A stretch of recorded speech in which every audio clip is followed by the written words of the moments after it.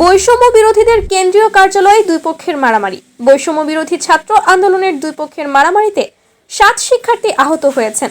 মঙ্গলবার বিকাল 4টায় রাজধানীর বাংলা মোটরে সংগঠনটির কেন্দ্রীয় কার্যালয়ে এই ঘটনা ঘটে।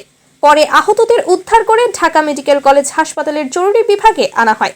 আহতরা হলেন ইস্ট ওয়েস্ট বিশ্ববিদ্যালয়ের ইমরান সরকার, বয়স 21, তেজগাঁও কলেজের জান্নাতুল মিম, বয়স 22, আবরার, বয়স 22, আলামিন, বয়স 25, আফসার উদ্দিন, বয়স 25, কবি নজরুল কলেজের আসিফ, বয়স 24 এবং ডেমরা বড় মাদ্রাসার শিক্ষার্থী মাসুদ, বয়স 24।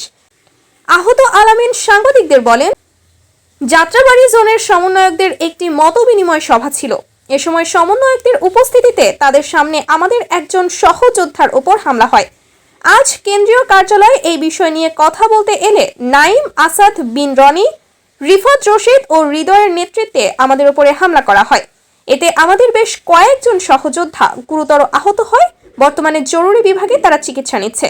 ঢাকা মেডিকেল কলেজ হাসপাতালের পুলিশ ক্যাম্পের ইনচার্জ পরিদর্শক ফারুক বলেন, বাংলা মোটর থেকে কয়েকজন শিক্ষার্থী আহত অবস্থায় জরুরি বিভাগে এসেছে। তাদের সবার চিকিৎসা চলছে।